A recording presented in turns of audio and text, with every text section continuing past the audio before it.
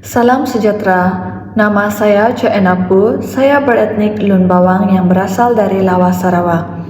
Pertama sekali, saya akan berkongsi tentang pendidikan saya di tingkatan 5. Sejak saya memasuki tingkatan 5, perjalanan pendidikan saya telah mengalami banyak perubahan dan perkembangan yang menarik.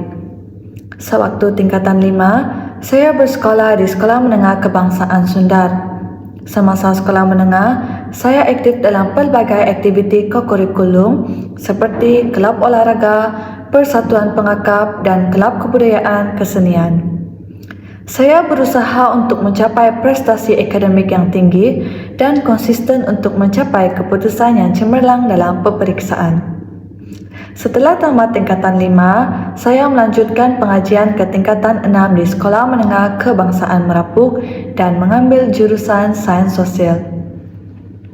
Sewaktu meneruskan pengajian di tingkatan 6, saya merupakan salah satu pelajar yang terkesan akibat COVID-19 sehingga pengajian terpaksa dipanjangkan daripada ketetapan yang seharusnya.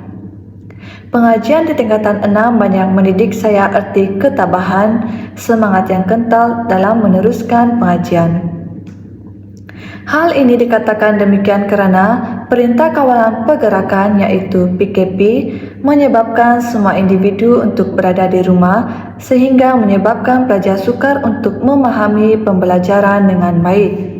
Walau bagaimanapun, saya tidak menganggap ianya suatu alasan untuk mundur, namun menjadikan cabaran ini suatu batu loncatan untuk terus berjuang sehingga tamat pengajian di tingkatan 6. Setelah tamat tingkatan 6, saya melanjutkan pengajian ke Universiti Malaysia Sabah, UMS, dan memilih untuk mengambil program Sarjana Muda Sains Sosial dalam bidang sejarah. Pengajian di universiti memberi saya pengetahuan mendalam dalam bidang sejarah. Bidang sejarah ini memberi pengetahuan tentang peristiwa sejarah, perkembangan sosial dan transformasi politik negara. Seterusnya, saya akan berkongsi tentang sejarah pekerjaan. Sejarah pekerjaan saya ialah saya pernah bekerja di sebuah kedai makan. Sementara menunggu keputusan SPM, saya memulakan kerjaya saya di kedai makan sebagai seorang pekerja biasa. Pada masa itu, saya bertanggungjawab untuk menyediakan perkhidmatan pelanggan yang baik, mengurus inventory dan mengekalkan kebersihan serta susun atur kedai. Melalui kerja ini, saya belajar tentang kepentingan kerja berpasukan, komunikasi yang berkesan dan kemahiran bagi mengendalikan situasi yang mencabar. Walaupun kerja di kedai itu kelihatan mudah, saya boleh belajar pelbagai daripadanya. Saya belajar tentang pengurusan masa, penetapan keutamaan dan kemahiran berbilang tugas. Saya juga belajar tentang kepentingan mengekalkan hubungan baik dengan pelanggan dan kaki tangan bagi mewujudkan persekitaran kerja yang positif. Di samping itu, saya juga akan berkongsi 3 kelebihan yang ada pada diri saya. Yang pertama, saya mempunyai keupayaan untuk memimpin dan mengurus kumpulan dengan berkesan. Saya dapat memberi arahan yang jelas kepada ahli pasukan dan membina kepercayaan dalam kalangan mereka. Kelebihan saya yang kedua adalah saya mempunyai kemahiran komunikasi yang baik lisan maupun bertulis.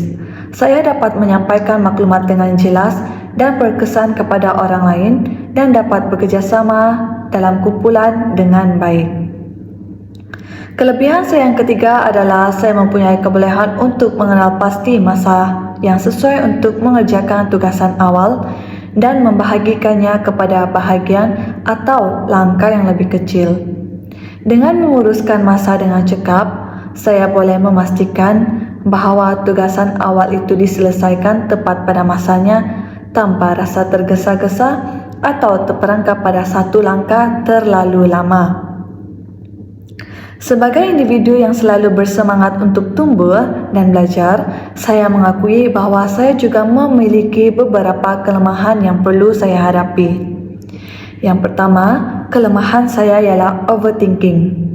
Terlalu berfikir boleh menghalang keupayaan saya untuk membuat keputusan dengan yakin. Ada kalanya saya cenderung terperangkap dalam penilaian dan pertimbangan yang berpanjangan, sehingga menghalang keupayaan saya untuk mengambil langkah tindakan yang diperlukan. Kelemahan saya yang kedua adalah ketidakstabilan emosi. Saya mengalami turun naik emosi yang cepat dan kuat. Saya mungkin mudah marah, mudah sedih, mudah cemas atau terlalu sensitif terhadap komen atau tindakan orang lain. Hal ini boleh mengganggu keseimbangan emosi dan menyebabkan saya sukar untuk bertindak balas secara profesional terhadap situasi itu. Kelemahan saya yang ketiga adalah kurang kepercayaan diri. Kelemahan kepercayaan diri dalam mempengaruhi seseorang itu sehingga saya memiliki keraguan untuk menjadi seseorang yang tidak cukup baik dan saya takut untuk mengambil risiko. Saya terkadang tidak percaya saya mampu melakukannya, sehingga saya hanya berdoa kepada Tuhan untuk terus memberi saya kekuatan. Walau bagaimanapun, saya ingat bahawa kelemahan bukanlah sesuatu yang harus membuat saya merasa putus asa, karena saya yakin kelemahan adalah peluang untuk saya terus tumbuh dan memperbaiki diri saya agar menjadi seorang insan yang lebih baik. Dalam pada itu, saya mencari cara untuk mengatasi kelemahan saya. Yang pertama, saya akan mencari punca. Adakah tekanan, kebimbangan, ketidakpastian atau perasaan rendah diri? Saya akan mengetahui punca masalah itu dan mengambil langkah untuk terus mengatasinya. Yang kedua adalah saya akan mengenal pasti pencetus emosi itu dan cuba mengenal pasti perasaan yang saya alami. Saya perlu sedar bahawa saya mempunyai kawalan ke atas reaksi saya terhadap situasi itu. Dan yang ketiga, saya akan menghadapi ketakutan dan ambil risiko yang terukur. Ingat bahawa kegagalan adalah bahagian semula jadi dalam proses pembelajaran dan dari setiap kegagalan, saya boleh belajar pelajaran yang berharga. Seterusnya, saya akan berkongsi tentang beberapa bahasa yang saya tahu. Saya boleh berbahasa Lun Bawang iaitu etnik saya sendiri. Saya juga boleh berbahasa ibunda iaitu bahasa Malaysia, berbahasa Inggeris dan juga saya boleh berbahasa Mandarin.